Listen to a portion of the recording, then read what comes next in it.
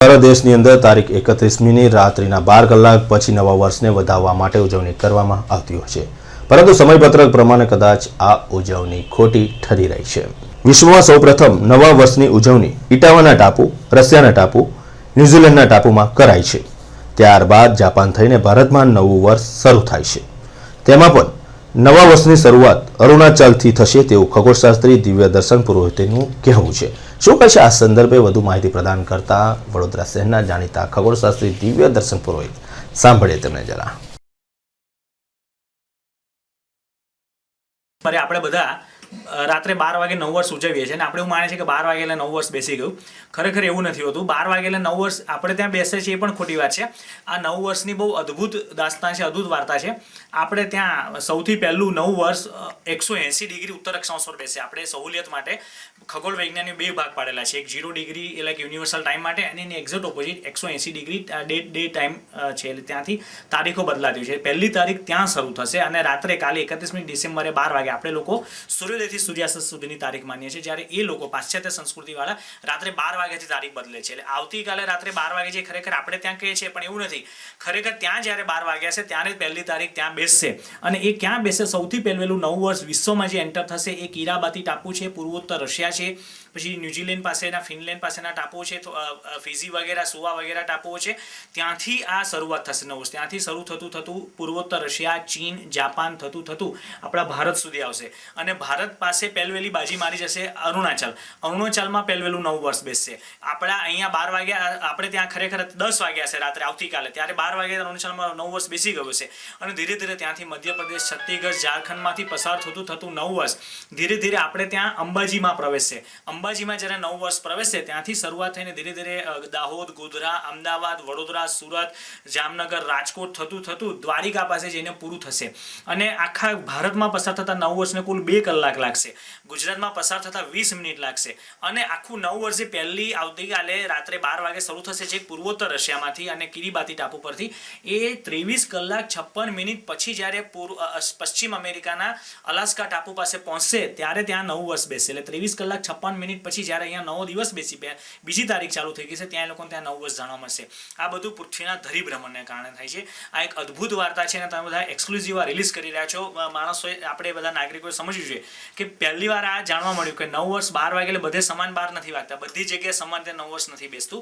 આવતીકાલે આપણે 12 વાગે નવ વર્ષ મનાવતા આવીશું ત્યારે ખરેખર કિરીબાતીના ટાપુએ તો 12 કલાક પહેલા નવ વર્ષ ઉજવી ચૂક્યા હશે, અરુણાચલવાળા 2 કલાક પહેલા ઉજવી ચૂક્યા હશે, અંબાજી રહેનારા લોકો 10 મિનિટ પહેલા ઉજવી ચૂક્યા હશે અને એક દિવસ પછી આપણે ઉજવી લીધું હશે, આપણે બીજી તારીખમાં પહોંચી ગયા છીએ ત્યારે એક દિવસ પછી પશ્ચિમ અમેરિકાના અલાસ્કાના ટાપુના લોકો ઉજવતા હશે। ટૂંકમાં નવું વર્ષ એક અદ્ભુત સંવેદના હોપ લઈને આવી રહ્યું છે। તમને બધાને નવા વર્ષની હાર્દિક શુભકામના। વેલકમ 2012। Thank you. કલાલી ફાટક પાસેના ઝૂંપડા તોડી પાડવા માટે સેવા સદને તજવીજ હાથ ધરી છે। તેની સામે કલાલી ફાટકના ઝૂંપડાવાસીઓ રેલી સ્વરૂપે વિરોધ પક્ષના નેતા ચિન્નમ ગાંધીની આગેવાની હેઠળ સેવા સદનના પટાંગણમાં પહોંચ્યા હતા। ત્યારબાદ હાઈકોર્ટના દ્વાર ખખડાવીને ઝૂંપડાવાસીઓએ સ્ટે પણ મેળવ્યો છે। ઉલ્લેખનીય છે તે વખતે ખૂબ જ વિવાદ જગ્યો હતો। ભારતીય જનતા પાર્ટીના કહેવાતા નેતા પ્રફુલ્લ ગિરી દારૂ પીને ઝૂંપડાવાસીઓને ધાક ધમકી આપી રહ્યા હોવાનો આક્ષેપ વિરોધ પક્ષના નેતા ચિન્નમ ગાંધીએ કર્યો હતો અને આ સંદર્ભે તેમને મકરપુરા પોલીસ સ્ટેશને ફરિયાદ પણ નોંધાવી હતી। ઝૂંપડાવાસીઓને ધમકી આપી અને ત્યાંથી હટાવી દેવા માટે તજવીજ પ્રફુલ્લ ગિરી ગોસ્વામી પણ હાથ ધરી છે તેવો આક્ષેપ પણ ચિન્નમ ગાંધીએ કર્યો હતો। આ જમીનની પાછળ જ કોઈ બિલ્ડરની જમીન આવેલી છે અને આ બિલ્ડરની જમીન ઉપર તાજેતરમાં જ સ્કીમો રજૂ થનાર છે, તેને સીધો લાભ કરાવવા માટે હવે ભારતીય જનતા પાર્ટીના નગર સેવક પ્રફુલ્લ ગિરી ગોસ્વામી મેદાનમાં આવ્યા છે તેવું વિરોધ પક્ષના નેતાએ પણ જણાવ્યું હતું। આજે આ સંદર્ભે ભારતીય જનતા પાર્ટીના નગર સેવક પ્રફુલ્લ ગિરી ગોસ્વામીએ મ્યુનિસિપલ કમિશનરને રજૂઆત કરીને જણાવ્યું હતું કે વડોદરા શહેરના વિકાસમાં વિરોધ પક્ષના નેતા રોડા નાખી રહ્યા છે અને રૂકાવટ ઊભી કરી રહ્યા છે। આગામી દિવસની અંદર તાકીદે પગલાં લેવામાં આવે તેવી તેમણે માંગ કરી હતી।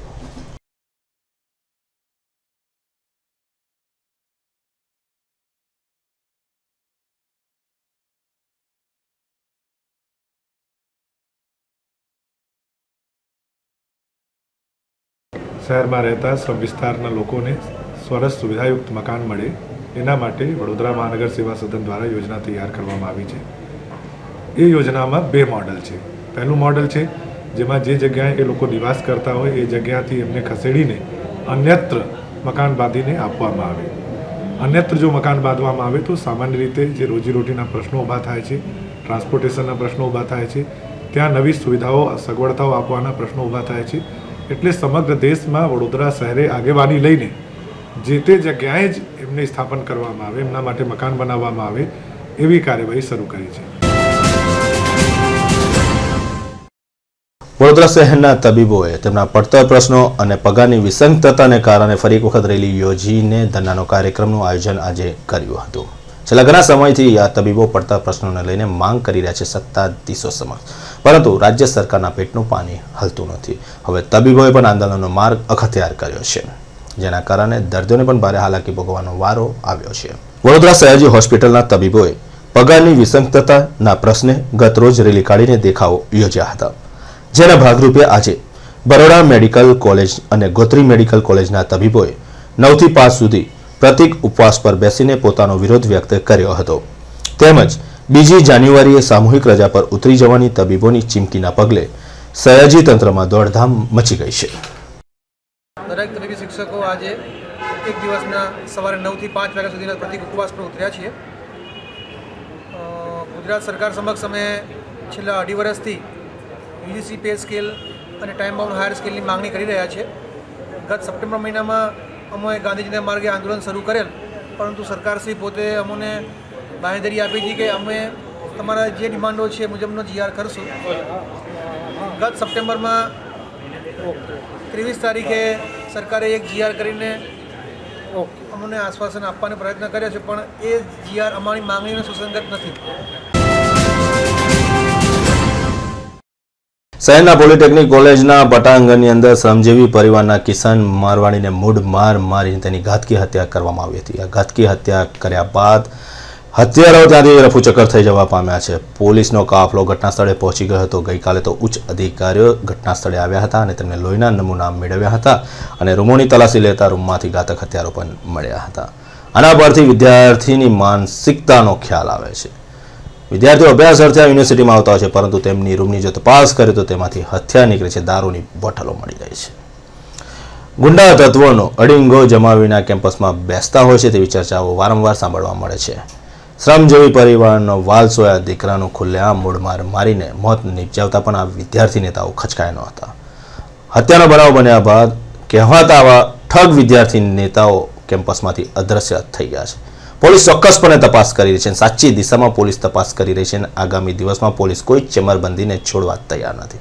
ગમે તેટલું રાજકીય દબાણ આવે પણ પોલીસ પોતાનું કાર્ય કરશે અને કરશે જ. શ્રમજીવી પરિવારની માતાનો એક વાલસોય દીકરો આધાર હતો. આ આધાર છીનવાઈ જતા હવે માતા અને તેના પરિવાર ઉપર આભ તૂટી પડ્યું છે.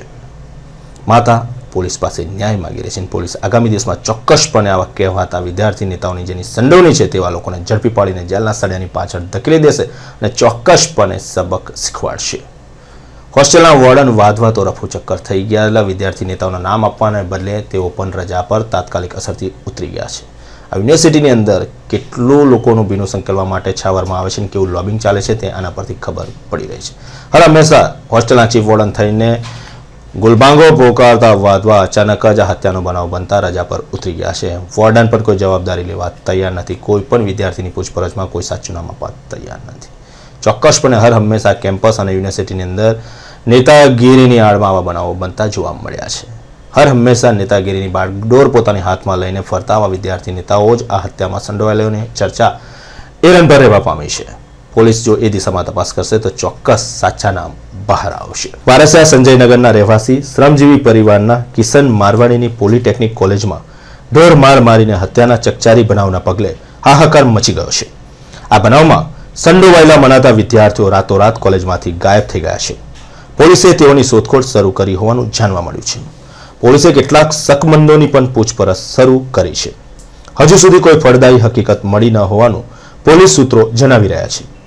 જે 3 રૂમોમાંથી લોહીના નિશાન મળ્યા હતા તે રૂમોમાં રહેતા વિદ્યાર્થીઓ પણ રફુચક્કર થઈ ગયા હોવાનું બહાર આવ્યું છે.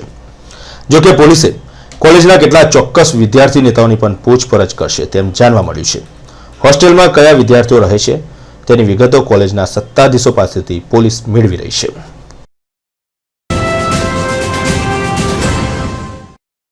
કડકડતી ઠંડી પડી રહી છે. ગાત્રો થીજાવતી ઠંડીને કારણે ઘરની બહાર નીકળવું મુશ્કેલ પડી રહ્યું છે. વહેલી સવારે અને મોડી રાત્રે તો સુસવાટા મારતા પવનનો વાયરો વાઈ રહ્યો છે.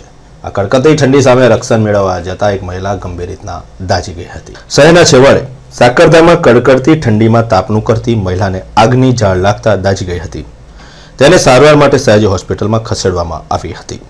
મૂળ દાહોદની વતની અને હાલમાં શહેરના છેવાડે સાકરદા મિની નદી પાસે રહેતી સુશીલાબેન સંગાડા કડકડતી ઠંડીમાં ગઈકાલે પોતાના ઘર પાસે તાપનું કરતી હતી. ત્યારે અચાનક તેનીના કપડાને તાપનાના આગની ઝાળ લાગતા શરીરના ભાગે દાઝી ગઈ હતી. સારવાર અર્થે સયાજી હોસ્પિટલમાં તેને દાખલ કરવામાં આવી છે. તાજેતરમાં જ ફતેગંજ વિસ્તારની અંદર નામચીન રફીક ગાયની હત્યા અસલમ બોડિયા અને તેના સાથીદારો દ્વારા કરવામાં આવી હતી. ફતેગંજ વિસ્તારના ભાગ્યોદય કોમ્પ્લેક્સમાં તેની હત્યા કરીને બોયરામાં રફીક ગાયને ફેંકી દેવામાં આવ્યો હતો. ત્યારબાદ ઘાતકી હત્યારાઓ અસલમ બોડિયો મુન્નો તરબૂચ ત્યાંથી પલાયન થઈ ગયા હતા. સયાજીગંજ પોલીસે 10 દિવસ સુધી તપાસ હાથ ધરી અને ત્યારબાદ હવે તપાસ ક્રાઇમ બ્રાન્ચને સોંપવામાં આવી છે. અસલમ બોડિયા અને તેના બિચ્છુ ગેંગના ટપોરીઓની પૂછપરછ પોલીસ અટકાયત કરીને કડક હાથે કરી રહી છે. ફતેગંજ નરહરી સર્કલ પાસે જાહેરમાં ખેલાયેલા ખૂની ખેલમાં નામચીન રફીક ગાયની હત્યા કર્યા બાદ અસલમ બોડિયા અને તેના સાથીદારો ફરાર થઈ ગયા હતા. રફીક ગાયની હત્યા કયા કારણોસર થઈ છે તેનું રહસ્ય અકબંધ રહ્યું છે. તદુપરાંત પોલીસે માથાભારે અસલમ બોડિયો, મુન્નો તડબૂચ સહિતની ટોળકીનું મોબાઈલ ટાવર લોકેશન શોધી શકી નથી. સમગ્ર કેસની તપાસ હવે ક્રાઇમ બ્રાન્ચને સોંપવામાં આવી છે. આ બનાવમાં બિચ્છુ ગેંગની પણ સંડોવણી હોવાની પોલીસ આશંકા સેવી રહી છે. પોલીસે બિચ્છુ ગેંગના સાગરીતો તથા દારૂનું નેટવર્ક ચલાવતા નાના ટપેરીઓની પણ પૂછપરછ શરૂ કરી હોવાનું જાણવા મળ્યું છે. આજે ક્રાઇમ બ્રાન્ચની ટીમે 4 શકમંદોની પૂછપરછ શરૂ કરી હોવાનું જાણવા મળ્યું છે.